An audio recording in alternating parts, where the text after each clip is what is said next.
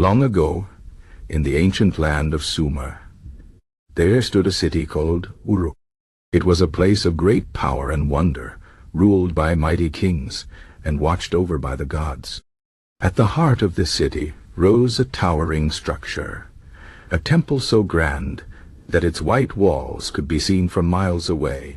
This was the White Temple of Uruk, a sacred place built for the sky god Anu, the Lord of the heavens. The people believed that the temple was a bridge between the earth and the divine, a place where gods and humans could meet. The story of the White Temple begins with the legendary King Enmerkar, who ruled Uruk in a time when the world was still young. Enmerkar was a man of great vision, and he dreamed of building a temple that would honor the gods and show the strength of his people. He called upon the finest craftsmen, the strongest laborers, and the wisest priests to bring his dream to life. For years, they worked under the burning sun, shaping bricks from the earth and raising the temple higher and higher. When it was finished, the temple gleamed like a beacon, its white plaster shining under the sun. The people of Uruk fell to their knees in awe, for they knew this was no ordinary building. It was a house of the gods. But the White Temple was more than just a beautiful sight. It was a place of mystery and power. The priests of Anu performed sacred rituals within its walls, offering gifts to the gods and seeking their guidance. They believed that the temple was a doorway, a place where the divine could descend to the earth. At night, when the stars glittered above, the priests would climb to the top of the temple and chant prayers, their voices carrying into the darkness. Some claimed to have seen shadows moving in the moonlight, shapes that were not human, whispers that were not of this world. One such story tells of a young priest named Nisaba, who served in the temple. Nisaba was devoted to Anu, spending long hours in prayer and study.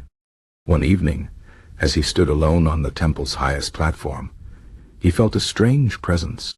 The air grew cold, and the stars seemed to pulse with light. Then a voice spoke to him, a voice that was not a voice, but a feeling deep in his heart. It told him of things to come, of a great flood that would one day wash over the land. Nisaba trembled, for he knew this was a message from the gods. He ran to the king and the high priests, warning them of what he had heard. Some laughed, but others listened. They began to store food and prepare for the worst.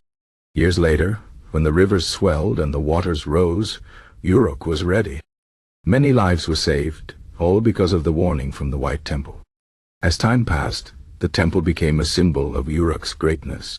Kings from distant lands came to see its splendor, and some even tried to copy its design. But none could match the power of the original. The people believed that as long as the White Temple stood, their city would prosper. Yet, nothing lasts forever. Wars came, rulers fell, and the sands of time began to cover the once great city. The White Temple, though strong, could not escape the slow decay of the ages.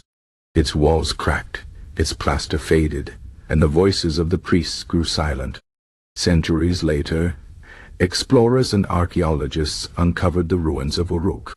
They dug through layers of earth and found the remains of the White Temple, its foundations still standing. As they studied the ancient bricks and carvings, they realized that the stories were true. This was a place of deep spiritual power, a place where humans had once reached for the heavens. The myth of the White Temple was not just a tale. It was history, a memory of a time when gods and men walked closer together. Even now, as the ruins of Uruk lie under the sun, the legend of the White Temple lives on. It reminds us of the dreams of ancient people, their hopes, their fears, and their unshakable belief in something greater than themselves. The temple may be gone, but its story endures, carved not in stone, but in the hearts of those who hear it. And perhaps, if you listen closely on a quiet night, you might still hear the echo of the priest's prayers, rising once more to the stars.